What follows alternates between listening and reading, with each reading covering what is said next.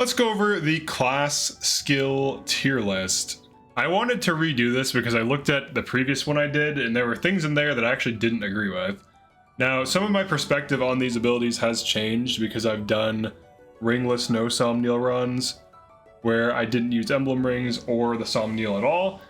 And also I kind of want to evaluate these as used in gameplay, meaning like how much actual impact to the gameplay does one of these passives really give. And what we're going to be looking at is we're assuming Maddening mode. We're assuming kind of like a regular run. So what is a regular run? Like you're allowed to use any resources that are available. We're not using DLC. So we're typically just like looking at what these actually bring to the table in terms of strategy and impact. So to begin with, we have Air Raid. So Air Raid is on Wyvern Knight. If you initiate combat with a foe outside of a space, on a space that foe cannot enter, grants speed +5. So typically if you're like over water and you're attacking a landlocked unit that cannot fly, you get to trigger speed +5. Now, Air Raid is really good. It's circumstantial because typically the units that want it double anyways. Like the units that want to be on physical Wyvern double anyways. So like what it really brings to the table in terms of speed is situational at best. So it can't be an A or S tier because you can't do it all the time and you can't really rely on it. Mostly because there are maps where it doesn't even function. So it's not like a % chance to happen. I would say it's like moderate impact. It can situationally give you speed, but typically the units that would be running Wyvern don't need it. So it's just like a random bonus that can be nice, but it's not something that you really bank on needing. Allied defense on Great Knight. If unit is between an ally and a foe, reduces damage to unit by 3. So this one's kind of weird because you have to be sandwiched in between an ally and an enemy to get -3 damage. This can be nice if you are getting attacked and you're being like bonded shielded or chain guarded. But if you're being bonded shielded, you're probably not taking damage anyways. This is more of something that you would do if you were like positionally like body blocking a choke point or something like that to reduce damage. I don't think Great Knight is that good of a class overall. I haven't really seen many Great Knight builds that even seem to be an A or S tier. So I'm going to put this in low impact. I don't think it's that useful. Back at you from Fagato, Cupido. When countering, unit may deal extra damage equal to half of the damage taken. Trigger % equals dex. I have gotten kills off of this, but it is extremely situational because first of all, Fagato has to get hit and he also has to trigger. So like it's still a dex-based trigger and it's not like a condition that's common, right? Like you do get hit in Maddening mode, but you're not commonly getting hit all the time, especially on your archer, who's usually 2 to 3 ranging people. I would say this is like low C tier. It doesn't actively hurt you, but it is low impact. Brave Assist. So this is definitely something people build. Let me turn this music down. Going crazy over here, dude. All right. So Brave Assist is something people can build teams around. It is player phase only, and you do have to be at max HP and have your heroes at level 5 or be second sealed. I do think it is big impact. I think it's A tier. I don't think it's S tier because if you are, if you are playing quickly in this game, you do not need assist really. Like if you're warp skipping maps, this is not relevant, and if you're using bonded shield, that's enemy phase. So like between the two extremes of the broken enemy phase builds that farm and the broken player phase builds that clear maps quickly, this is kind of somewhere in between there, where it's kind of like assuming a more chill pace of play where you're actually leveraging this mechanic. And even on ringless no Somniel, this mechanic is situational at best because like that means I have to run Gold Mary, who on that run isn't really that good. Like normal play, she's okay. But you can build a team around it, but that doesn't mean it's good. You can build a team around like any Mage Knight that's good plus like Bonded Shield and that just wins. So it's definitely not like game breaking. It's decent. It's definitely big impact if used correctly, but I would say it's like low A tier. I don't even think it's high A tier. Next we have Careful Aim on Bow Knight. If unit initiates combat without moving, grants hit 40. This is very like high C tier. I'll add situational. It's situational. If you wanted to run this, I don't know that Bow Knight's that good. I've heard of people running Bow Knight. Personally, I haven't found big value in it, so I don't really think it's that good. But it could be decent circumstantially. Chaos style on Mage Knight. If unit initiates combat with a physical attack against a foe armed with magic or vice versa, gains speed +3. This is definitely S tier. First of all, Mage Knight is one of the best classes in the game, and there are at least like 6 to 7 units who can carry as Mage Knights. So like the potential for this is huge. Also the fact that its condition is so easy to meet. You just attack physicals with magic to get speed +3 or magic with physical. Typically on Mage Knight you do not use physical, but you can if the unit has high enough strength to leverage it. So you're usually looking at attacking something with like a tome or 11 sword, hitting a physical, and most enemies are physical in the game, and mages are very easy to one-shot or double in one round, so your Mage Knights aren't going to be going after them for the most part. It is player phase only, but it's basically proccing every turn if you're using it correctly. Clear the way on Griffin. Unit space and adjacent spaces have a movement cost of 1 for all allies. I would say this is high A tier. By no means S tier.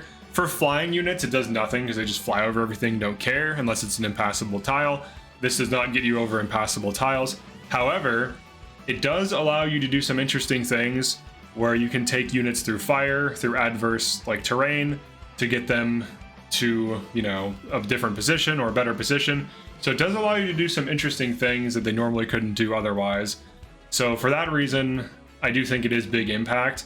You can also have like an asymmetrical thing where you set down fire manually through like Corrin or something, and then you can use a Griffin Knight to get your allies through that fire while the enemies are stuck in the fire. Enemies also do use this against you, so you have to be mindful of that when there's enemy chickens running around. Diffuse Healer. When unit is healed, this is from Martial Master. When unit is healed by a staff, all adjacent allies recover 50%. This is interesting. So if you have like a Martial Master who has good damage on them for whatever reason, if they catch a heal, they can kind of like push the heal, like, you know, in an AoE. I would say this is low B tier. It's definitely not breaking the game, but it's definitely better than C tier because it actually contributes something pretty easily. Even if that unit is like chain guarding and then catches a heal, they put some of the AoE heal. Like even if they get healed for like 10 or 20 health, they're still pushing out like 5 to 10 health to adjacent, which could be enough to reset other chain guarders to top off allies. It still does something that's objectively useful. Then we have everyone's favorite Divine Spirit on Divine Dragon. Unit's engage meter is shortened by 1 step. Okay, I'm gonna say this is C tier. The effect is objectively good, right? I mean, you could make an argument that it's better, specifically for a Byleth build. And the idea would be Dragon Instruct plus Dragon Dance, right? And then you shorten the steps to build it up by 1, and that's great. I don't know that that's the best use case, honestly. Like, you have to put, like, I find that, like, Divine Dragon is like a throw class. And by that, I mean, like, you run it when you know you're just not, you're like giving up on a Leer as a combat unit or utility. It's basically too junk combat-wise to perform without, like, stat boosters and, like, overinvestment for, like, SP. Like, Welling for, like, SP books and, you know, dumping stat boosters and SP into a Leer to get them to a point where they're, like, one-rounding on this class. Divine Dragon is generally just a bad class. There's way better classes for a Leer, especially for combat. If you want physical, Wyvern is good. If you want magical, Mage Knight is decent. 11 Sword Griffin is fine. There are better units for these roles, but I think a Leer's best role is Martial Master using Bondage Shield, to be honest. So I don't think that shortening Engage... The best use case is like a Dragon Instruct Byleth thing. And even then, you can rapidly reset Byleth with like a Brave or even Arts. So like you still need that extra like 5th step, right? It's still like 6/5 with this on.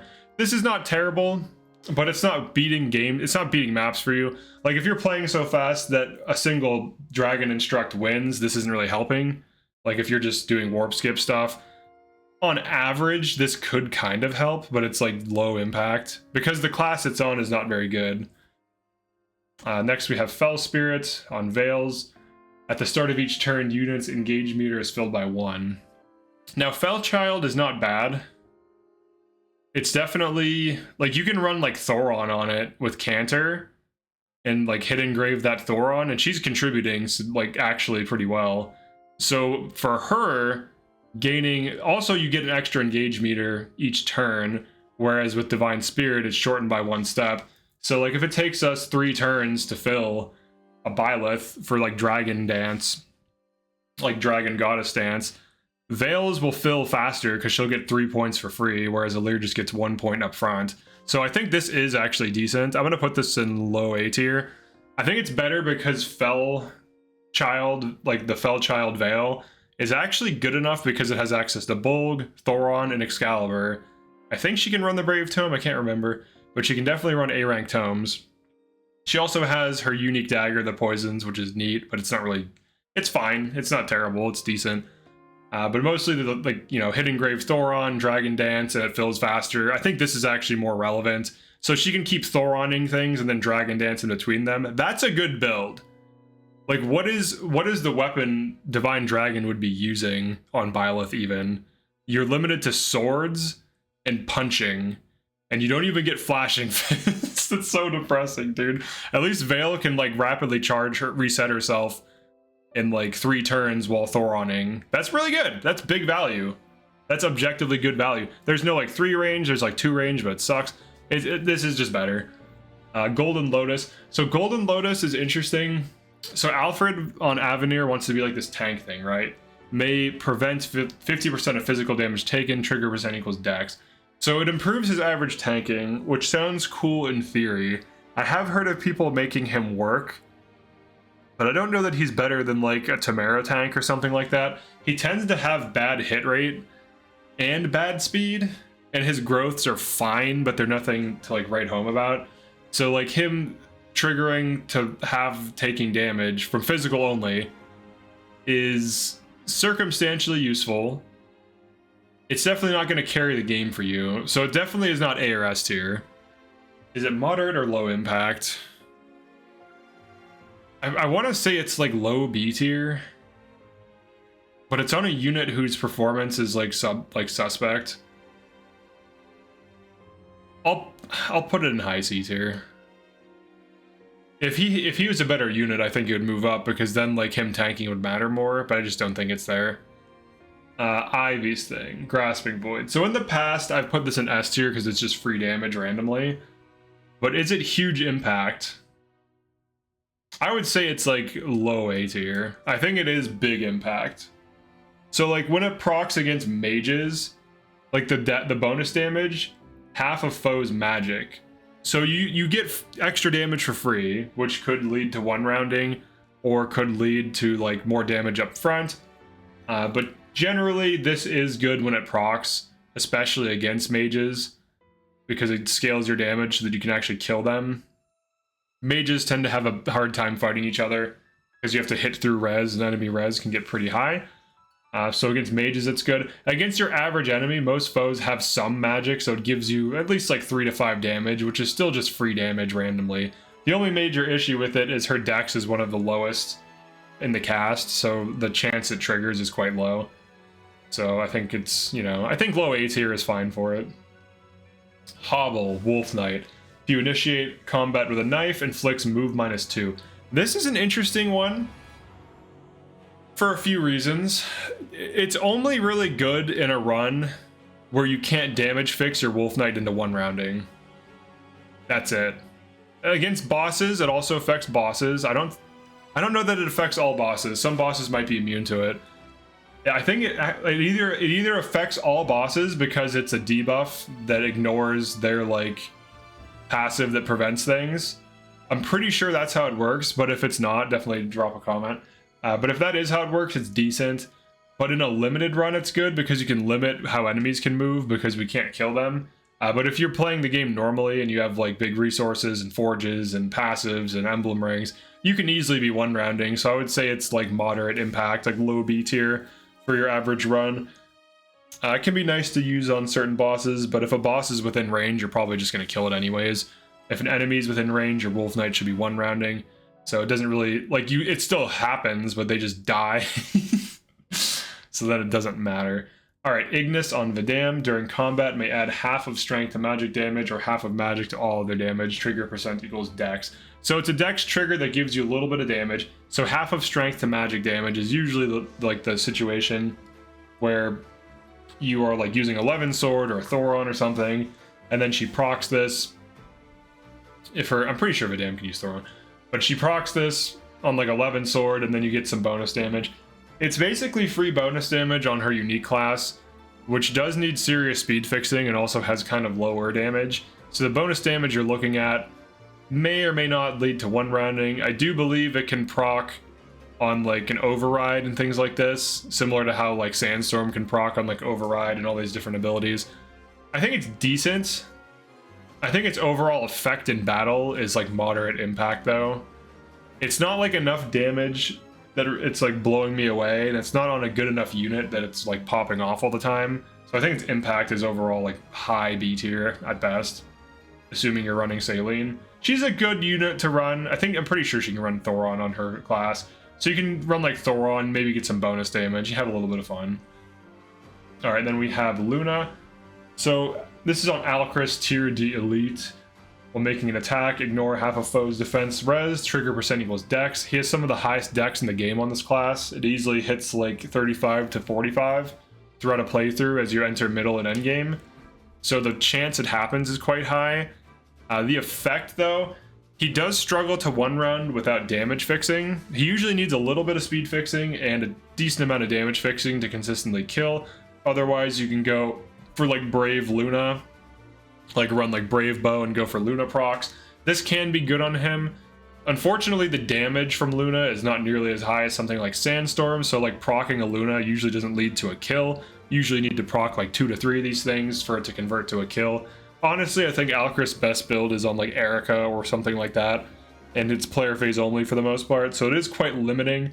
It would be nice if Alchris' class had access to like daggers or swords, because then he could enemy phase, and if you could enemy phase on like daggers on his unique class and proc Luna, he can trigger Luna on enemy phase, but you have to get him on like Binding Blade or something so he can 1 to 2 range to proc that, and then he can actually kind of do something meaningful. But obviously he can't just like use a sword outside of being engaged, otherwise you could run like sword power on him and actually have a pretty good Luna build, or maybe even just get away with some kind of Roy build where he leverages the strength Roy provides plus Binding Blade stats to proc Lunas and maybe go for that. Roy, when you proc Roy, you also get Dex. There's some interesting potential there, but I feel like his unique class should have daggers and it would actually be really fucking good. But because it does not, and it's like player phase only for the most part, I think its overall is like, I guess, high B tier. It still happens enough that it's definitely better than this. Is it better than Grasping Void? I feel like Grasping Void, because Ivy can 1 to 2 range and be bondage shielded, just happens more often. It is higher impact relative to what its effect is, but Ivy's presence, when used correctly versus Alchris, like you can't bondage shield Alchris and have a 1 to 2 range. Maybe there's some weird build that works, but it's way easier to do that on Ivy. So I think this is just higher impact. Next we have Merciless. So Merciless is definitely one of the more fun ones.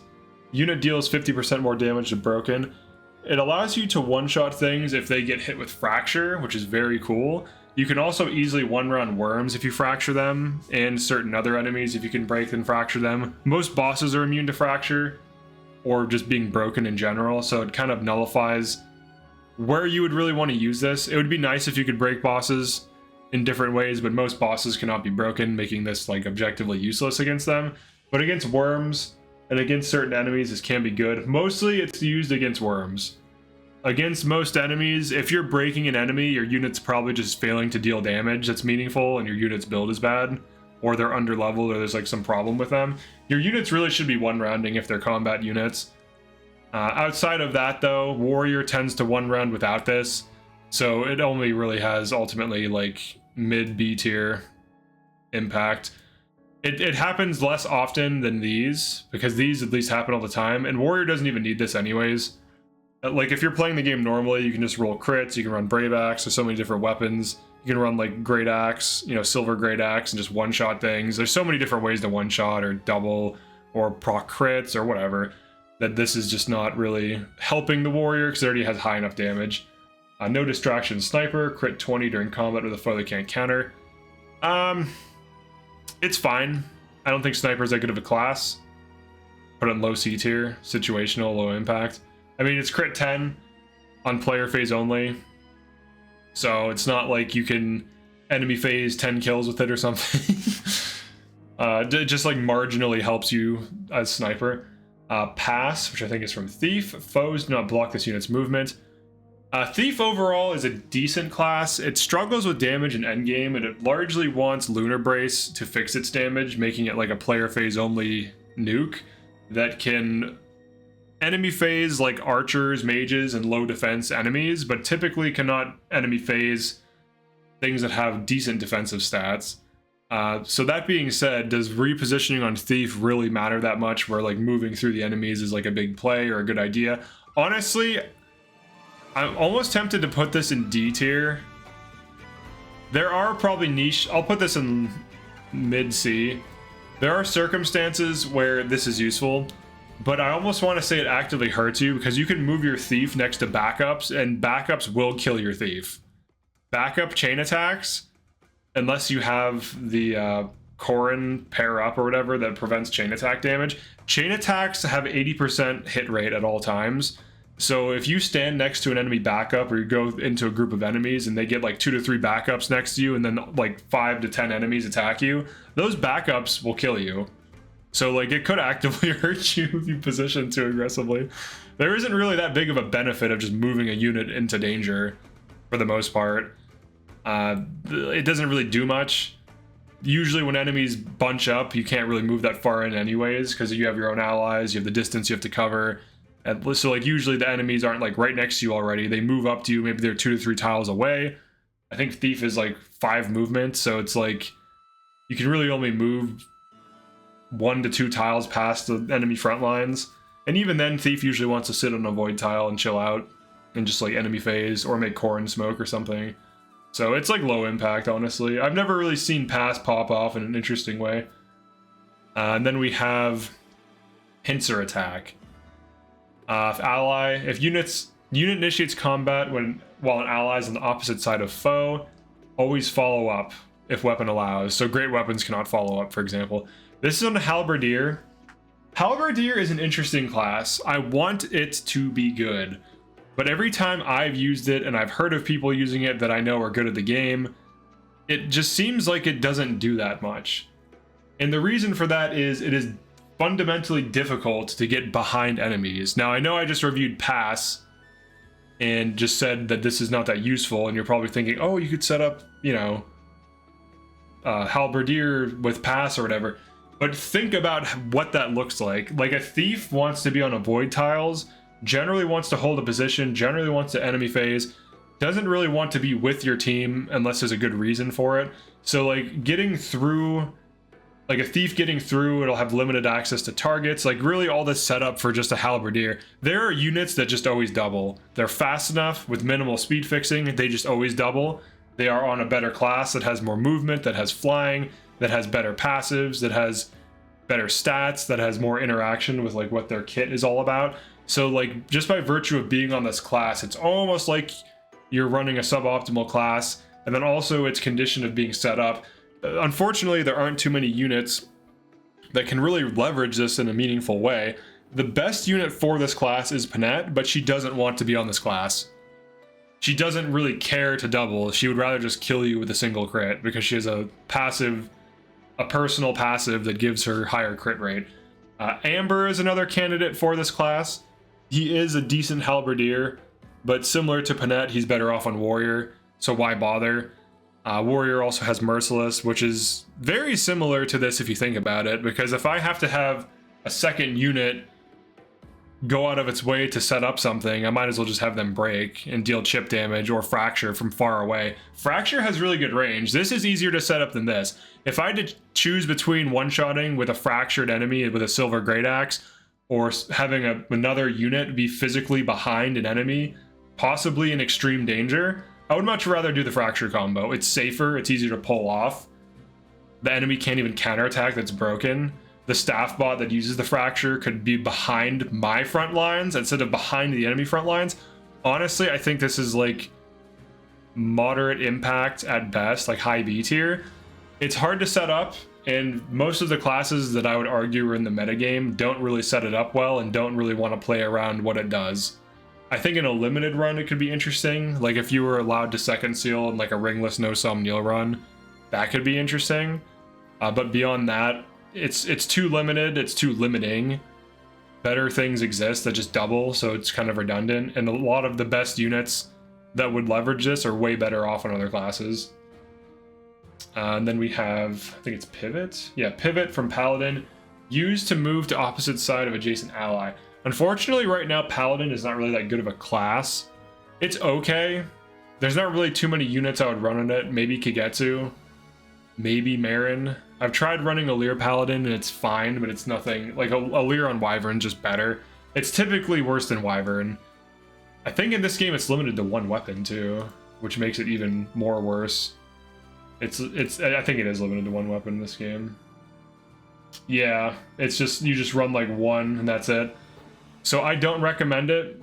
It's not very good. The passive of repositioning something is decent. You could run filler units. Like let's say you have like 4 to 8 hard carry units that just do everything. You could have a paladin with like canter and I don't know, quality time or something that just moves people around as utilities. Staff bots would be better, but I would say it's like situational. I'll put it in middle of C tier. It's definitely situational. There's better classes. Reforge, this one's interesting. You can lose health on your Royal Knight to remove break. The funny thing about it though is what it does is the break still happens, but the Royal Knight loses health and resets the unit.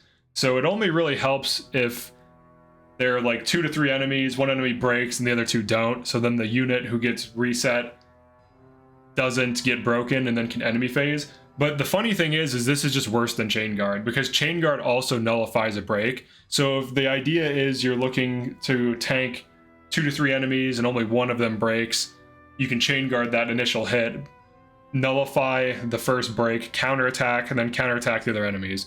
So this I would say is like D tier, because it just siphons health off of you. You have to run a worse class. Like Griffin Knight is just objectively better than Royal Knight in every way. It can run different weapons. It can run Levin Sword, whereas Flame Lance is trash, unfortunately. It's just way too damn heavy, less damage than Levin. It siphons health off of a unit that could lead to that unit dying. I honestly legitimately believe this actively hurts you. There might be very specific use cases where this is useful, but Royal Knight I would say is just generally a bad class overall. And you want to be on, if you're going to be running like physical lance with a staff, like Griffin Knight is just better. It has better bases and it flies. It just does everything this class, and it has a better passive that actually helps you instead of actively hurts you. Run through is interesting. Run through and pincer attack, I'll put this in moderate impact. Run through is good because if you are attacking, you can open up space. So if you're in a choke point that's hard for your team to move through, you can open up space, especially useful on bosses. If you're pushing a boss, you can't get in there. You can run through and get to the other side, take off a health bar, move to the other side, set up backup attack on the boss. Or run through like a worm, kill it, take space, set up backup attacks on other targets. This can be really useful for pushing. Unfortunately, Swordmaster is not the best class in the game. You can run it on Kagetsu and to some degree Lapis. Mostly Kagetsu can actually pull this off. He just needs a little bit of damage fixing. His speed is so good on Swordmaster, he doesn't need speed fix. So if you run this on like Roy Kagetsu, it works. It actually performs pretty well. And then he can just use run through as needed to set up things. He could set up pincer attacks if you wanted to go for that, but really you just set up backup attacks and bonus damage. Or you use it for the extra move. Because another thing run through does is you have 5 move, and then you can run through, which is there's an enemy tile and you end up on the other side. It essentially gives you 7 move. So you can use run through to kill and to move more. And then if you combine that with canter, You can move 5, run through 7, canter 9. You have 9 move. Very interesting skill, kind of underrated. Swordmaster, kind of underrated. Kagetsu is really good at killing things, so if you leave him on Swordmaster, he actually does kill things pretty effectively. And as long as he gets some damage fixing, this could be big impact if you like used in this way, just because of the fact that you can keep moving around so much, and you essentially get 9 move, which is pretty huge. For just like, you know, attacking, repositioning, doing whatever you want to do. You can also use run through to like move to objectives or, you know, chests you want to get or whatever. Unfortunately, this game doesn't have too many like time gated chests. There's only like a handful in certain maps. It'd be better if there were more things like in the GBA era, but unfortunately not really. All right, Sandstorm. So Sandstorm, I think this is the best passive in the game in terms of impact. So I know a lot of people still aren't sold on Tamara. Fine, I've made a ton of videos showcasing her like popping off on the highest difficulty with different degrees of investment, no stat boosters, you know, low SP cost builds. I have her Tamara Roy build where she tanks like 6 enemies on chapter 23, or she tanks like 7 enemies, 6 or 7 enemies, and kills like 4 or 5 of them, and still is at just like half health. So, and partially the reason for that is Sandstorm. Sandstorm is universal damage that hits through even really high defense because it scales. It's 1.5 times your defense stat as damage, so as like the base might. So if you're sitting at like 45 defense, you're essentially hitting with 45 times 1.5 strength, which is like 68 strength roughly, or whatever it ends up being. And very few units get even like 40 strength. Like Panette, I think, caps out. She hits like 30 to 40s in endgame. So you're hitting with like almost double Panette's strength. So typically Sandstorm procs, things die.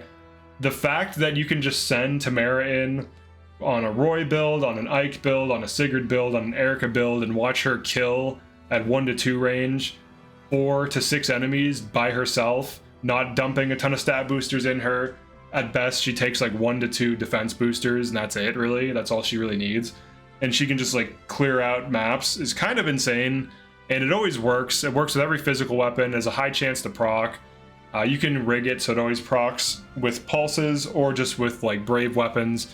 Brave weapons can guarantee that it hits like a near 99%, near 100% chance to proc.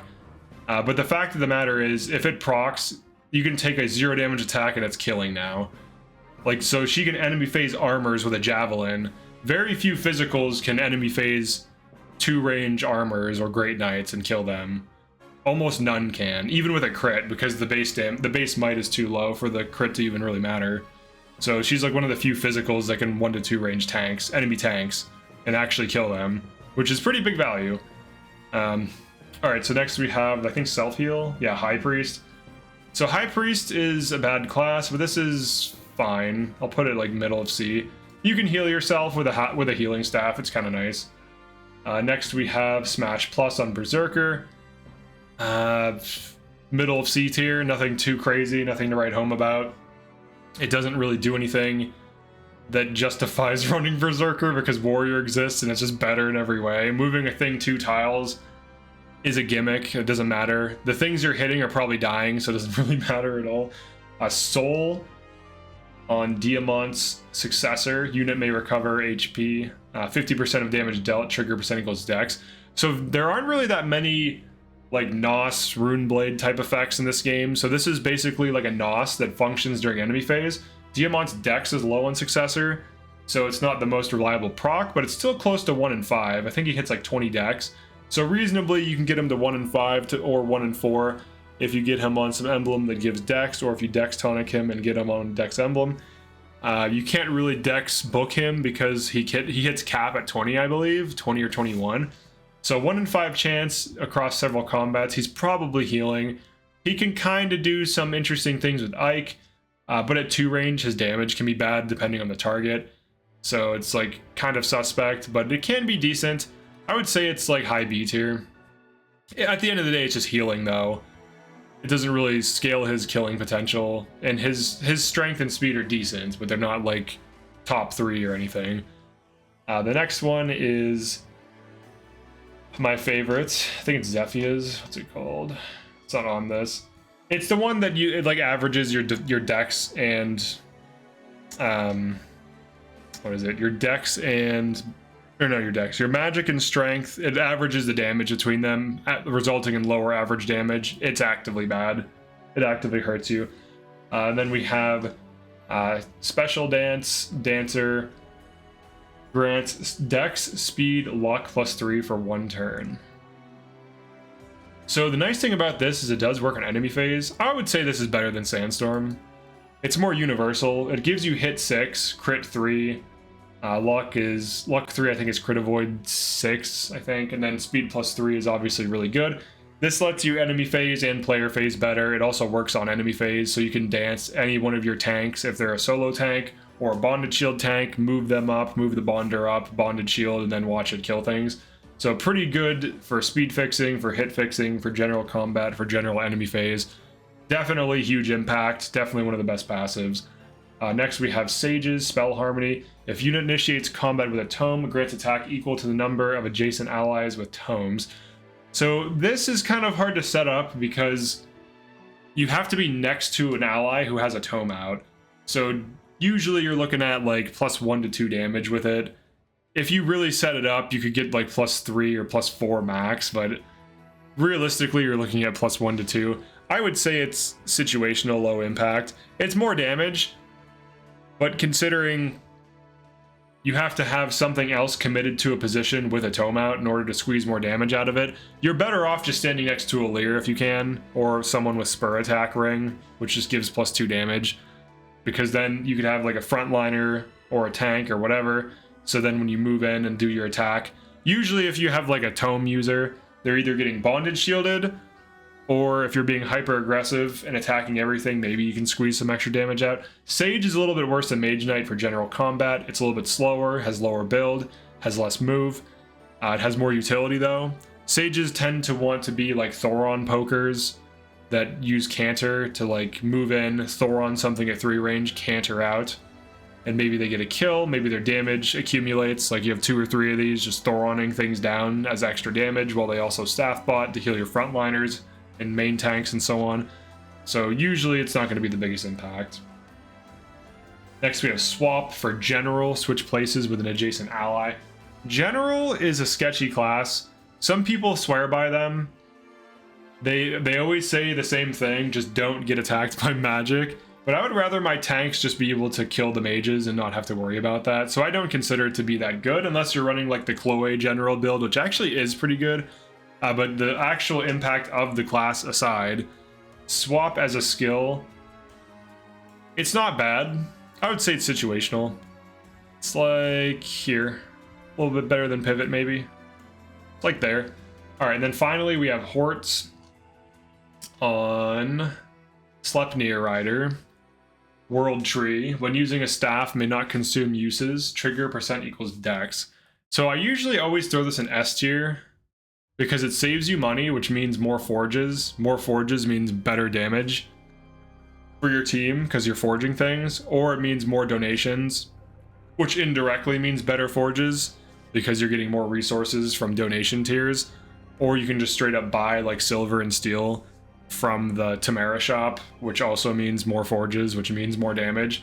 So saving money and generating money in this game are pretty good, pretty valuable. However, one unique thing about this is it allows you to rig conserving warp uses, which are limited, which can be huge value, or also just generally conserve warp uses, which are finite in this game. You cannot buy infinite warps, rewarps, and rescues. There's a finite amount of them, and for some players that does matter a lot.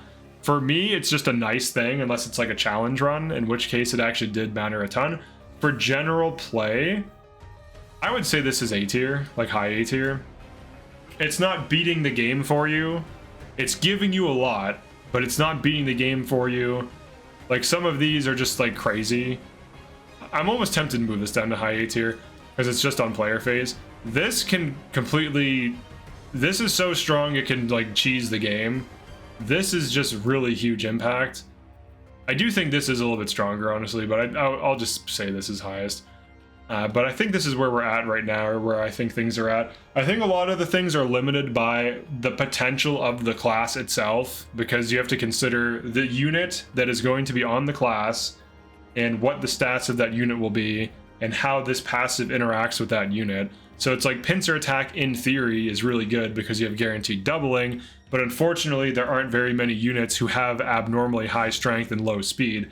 There are a lot of units who have above average strength and low speed, but there are also units who have high strength and high speed, or average strength and high speed, that can easily be damage fixed to double in one round, whereas there aren't like a ton of units like Panette but without the crit sitting around, because Panette just wants her crit, so she doesn't give a shit about pincer attack.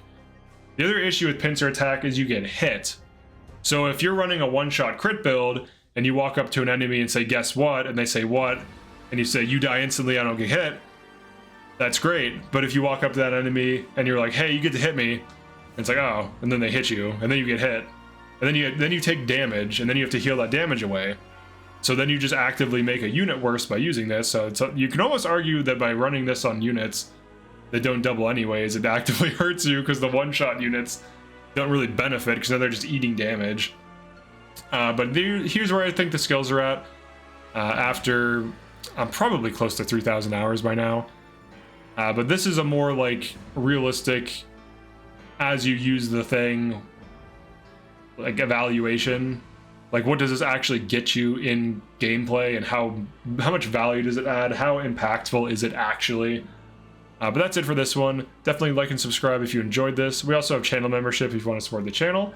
And that is it for now. Thanks for checking this out. Peace.